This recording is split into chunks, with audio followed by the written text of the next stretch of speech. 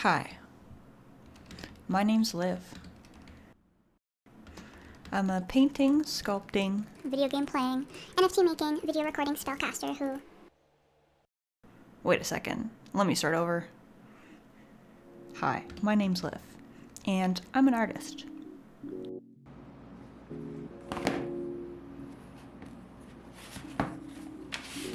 When I first began exploring the idea of making videos of my process, I knew my first video would need to introduce myself, not just as an artist, but also as a human with many personal interests. I knew I wanted to make something that was wearable, nerdy, creepy, and relatively time efficient, meaning that it would be easy to make.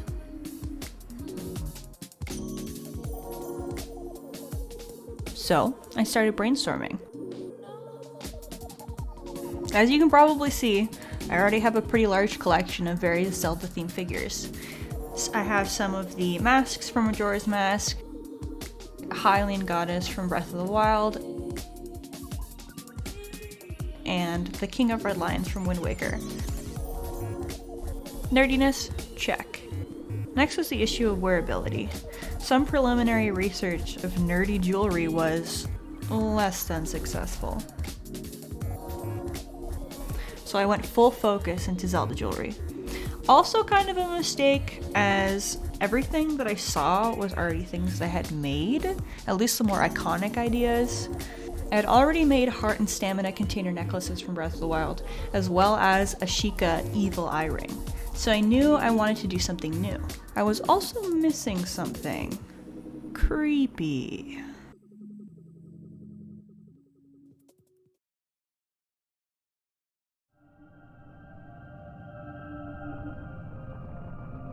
What in the name of Hylia?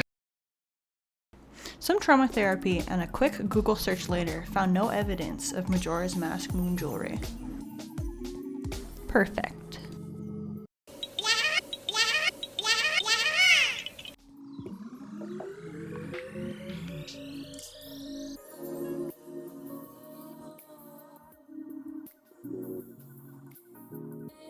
So for the ring itself, I thought I'd make the face of the moon I'm sorry, could you go away? Anyways, I thought I'd make the face of the moon the main chunk of the ring, the part that you'd see the most when wearing it, the face, so to speak.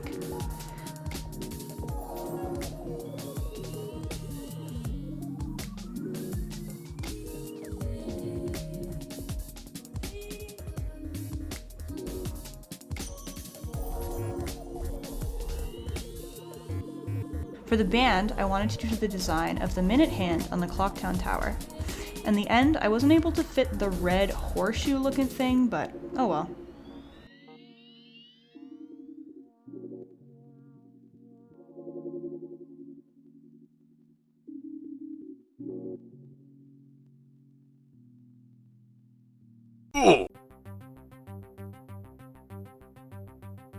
After planning out the design, I measured the relative size of the ring band.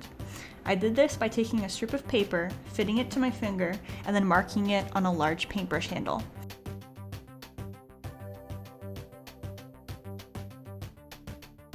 Yes, I know you can get ring sizing ones, but I don't have one, so we make do.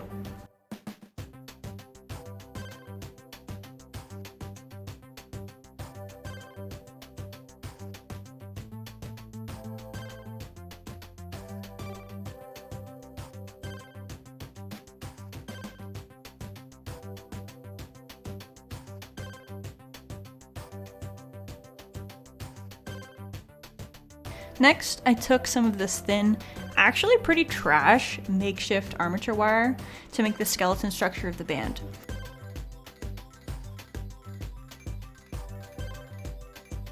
Real armature wire would usually be thicker than this, but since mine is a little too thin, I decided to make it thicker by spiraling the two halves together and then spiraling those two halves again. So I ended up having a spiral about 4 pieces of the wire.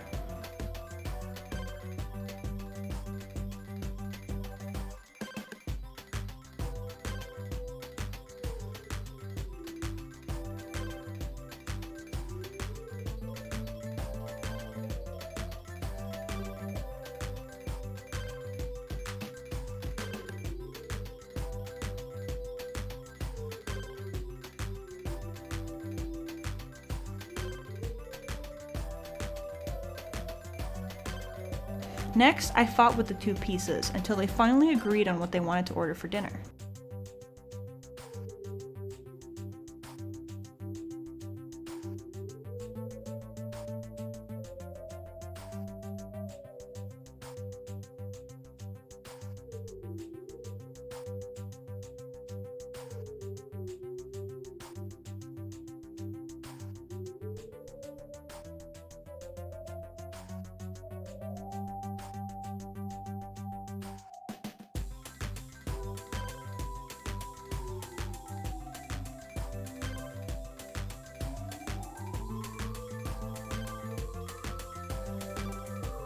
For the actual sculpt, I used Super Sculpey.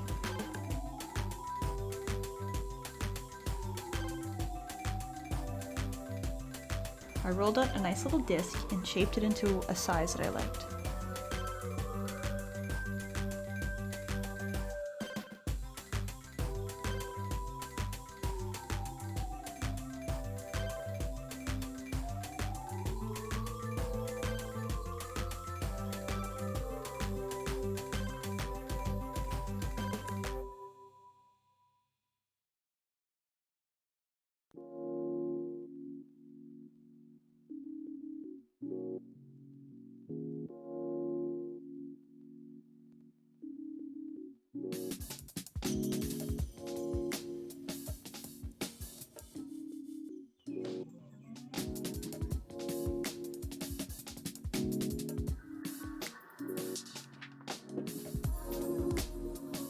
Once I had a shape I liked, I pressed it onto the band and added some clay onto the back to really sandwich it on.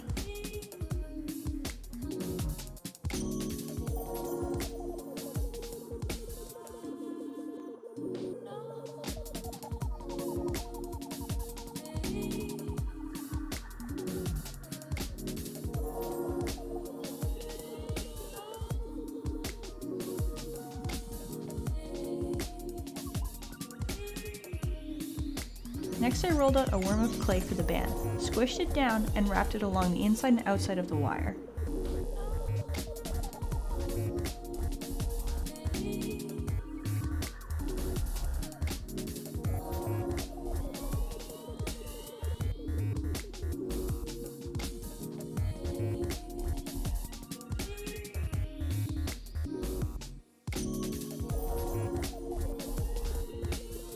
Then, I placed it on the marked paintbrush and started shaving off some of the band's weight.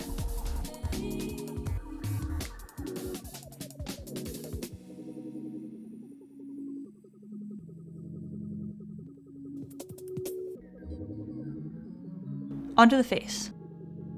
I started by roughly marking where the eyes, nose, and mouth would fit.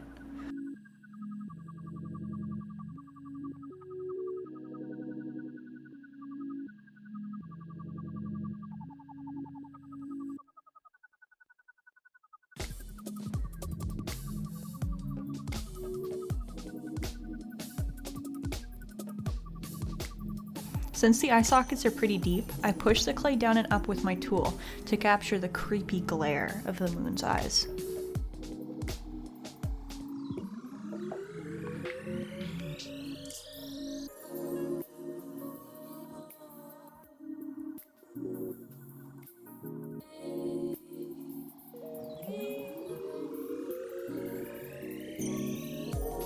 Next, I added some smaller blobs of clay to create the eyebrow creases.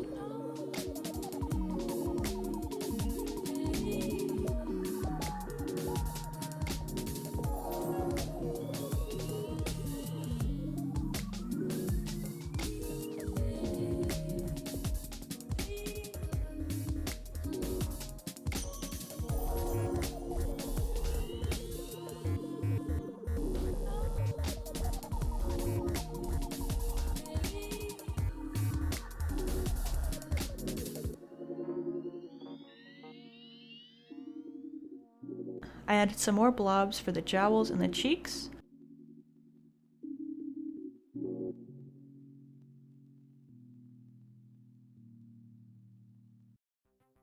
And at this point, I forgot what I was sculpting, as the only thing in my mind was Trogdor the Burninator.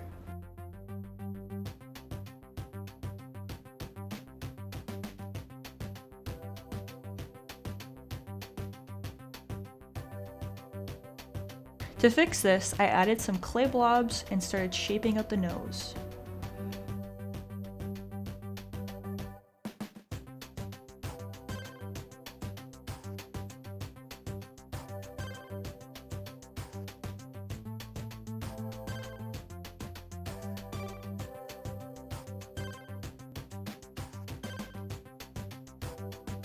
Next was to carve out the mouth. I did the same as I did with the eyes and squished the clay down and up to create the deeper, gummy recesses on the inside of the mouth.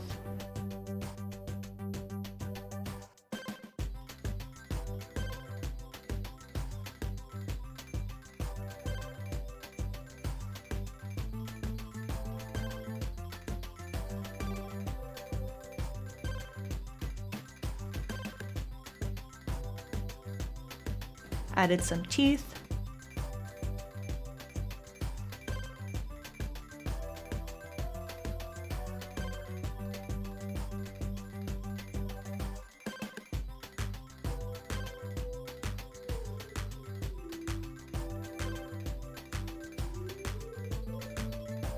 and lastly, the eyes of death.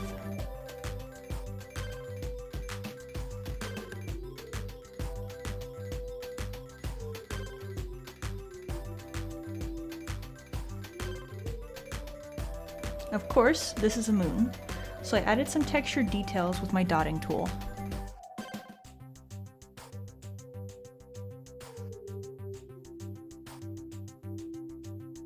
For the band, I lightly carved in the sticks and stones design of the clock tower before throwing it in the oven to bake.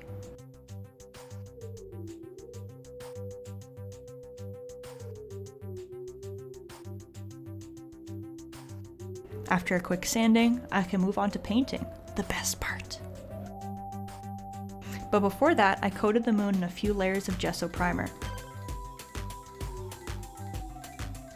You can probably get sculpting specific primer, but this works just as well.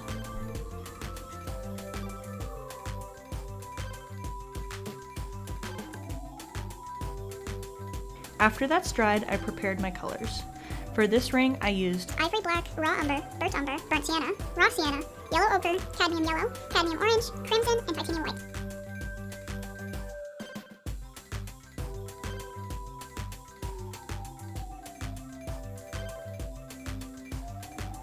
The majority of the moon's face was painted in a neutral gray.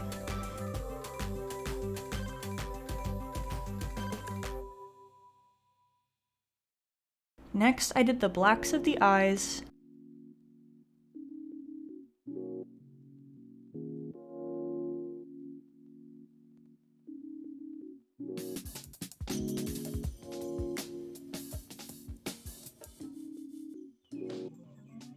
and the corners of the gums. I added some shadows and highlights to the face folds, added some reds and yellows to the teeth and gums, and painted on the terrifyingly iconic moon eyes.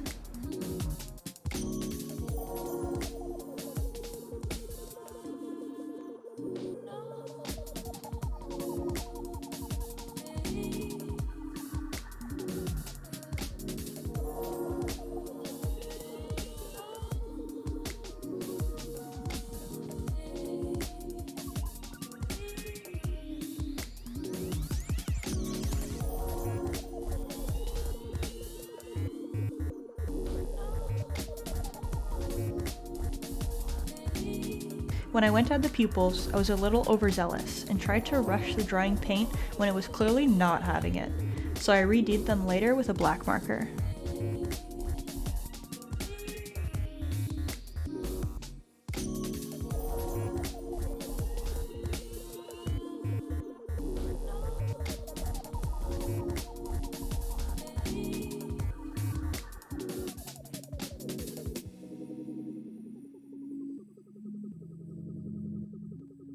Next up was the band, which got an overall coat of a medium-toned warm brown.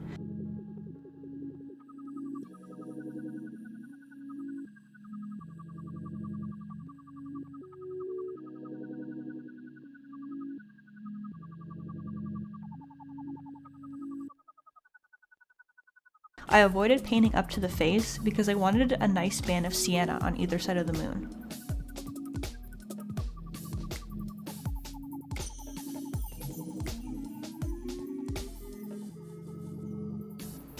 After that dried, all that was left was to paint over the sticks and stones with that same sienna color.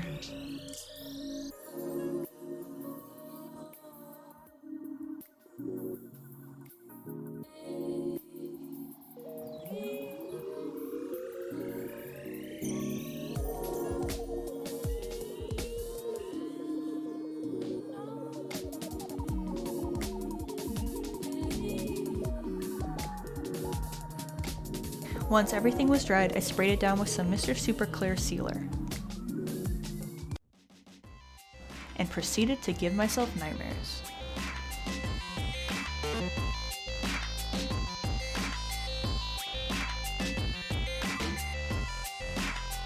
I really hope you all enjoyed my process. This was my first video and I definitely feel like I learned a lot.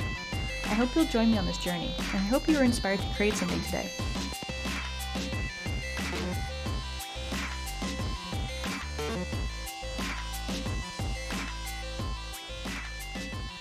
Like and subscribe. Oh! Thank you!